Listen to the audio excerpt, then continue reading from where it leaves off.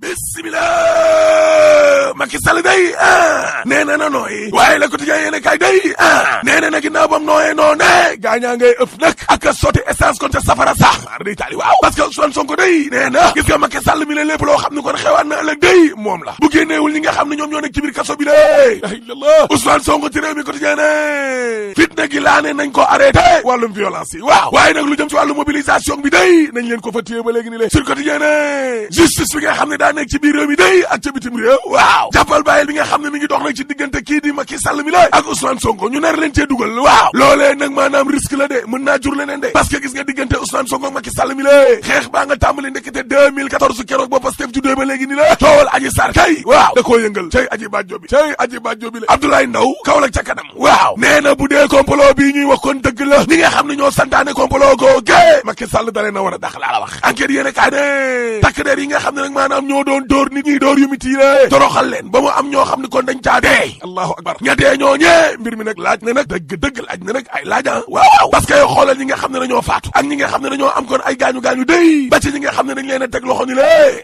dama ne la Sénégal jafe na ngir nañu daal di fii gis kon fitna gu ni mel laa la wax rarement violence yi waaw les ko yéene kaay ne waa am na si nga xam ne dañoo fas yéene gunge nag njabootu ñi loru ci wàllu manifestation yi waaw daal di nañuy naqarlu nii nga xam ne la ñuy suulee kon néew yi suul gi gaaw na de ñu ci baree bari kon ci waajur yi day dañoo teel a suul seeni néew laa la wax te defuñu autopsie defuñu dara te loolee day néewal doole dossier bi nag laa la wax yéeni kaa gi ne moo tax jël nañu ay avocat de waaw ngir défendre njabootu ñi nga xam ne kon ñoom ñoo ci loru lay te waa Amnesty yooyee nee nañ bu ñu toogee nag ba weeru décembre te mbir muy yënguwul defuñu dara waaw ñoom danañu nag maanaam jokkoo ak tribunal yi nekkoon ca bitim réew juridiction internationale yo dëgg la Aïda Mbodj ci évidence yéeni kaay waaw nee na président Macky Sall laay waxal man Aïda gay nekk Bawol gi la nee na Macky Sall na arrêté ñi nga xam ne ñi ngi continuer di leen jàpp ba léegi ni la te otage politique yi ñi nga xam ne dañoo nekk ci kaso bi te politique doo nga tax kon ñu nekk fa Macky Sall na leen génnee man Aïda Mbodj lii laa wax l'observateur de la mu wax waaw mooy ñi nga xam ne dañ leen a war a ndàmp Macky Sall ci boppam agence judiciaire de l'état day la yóbbu ca dossier boobee waaye mbir mi du yomb de déedéet parce que Mamadou Faye di directeur général sénégalaise de l'assurance vie nee na nguur gi day bu dee moo jóg ngir ndàmp leen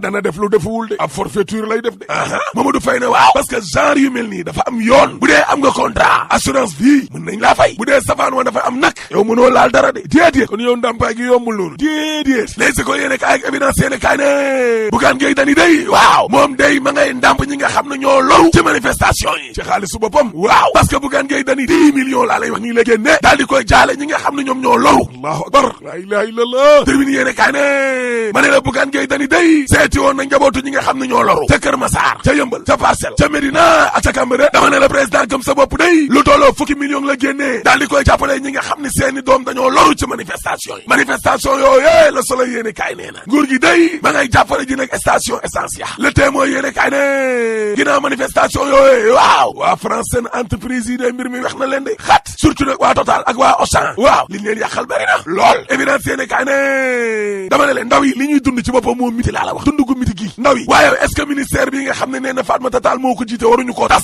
maar di Italie waaw parce que ministère de la jeunesse bi nee na Fatmata Tall jiite waaye liggéeyalul jeunesse bi waaye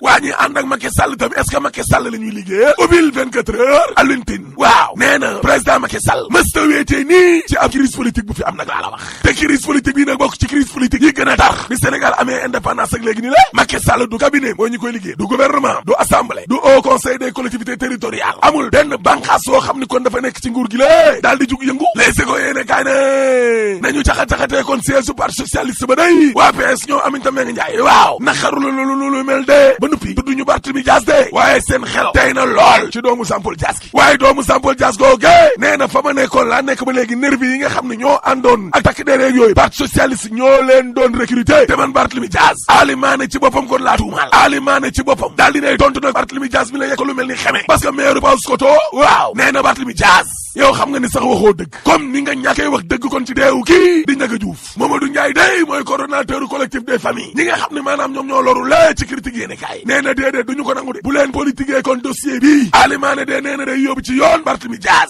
laas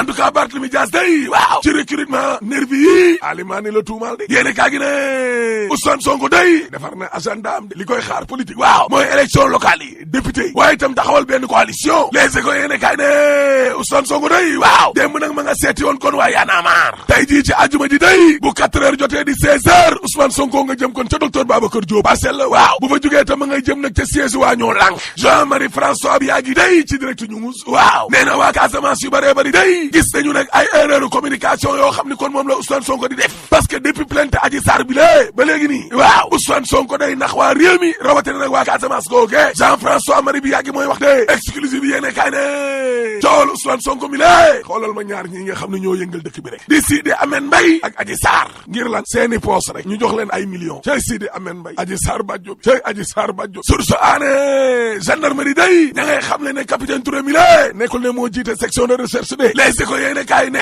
moom capitaine Oumar Touré day mësuñu koo convoqué moom daal mooy demal boppam tey jile ca gendarmerie ba tribune yéene kaay ne commerçant yi nekk ca marché luuma yi day hebdomadaire yi waaw ginnaaw atu yàlla yoo xam ne dañoo toog te liggéeyuñu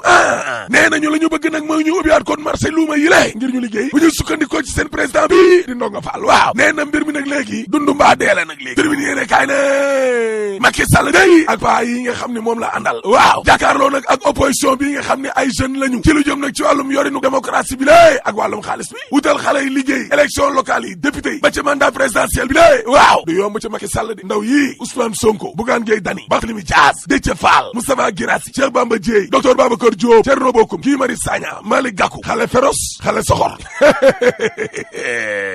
waaye daal na ngeen fexe rek ba askan wi tamit ak lu ñu leen wóolu bu leen mburoog soow te bu leen fàtte tam pétrole bi parce que suul gaz du ko tere xeeñ te 3e mandat dañ ko fiy tere rek boo paree ma ne la alaaji tëjal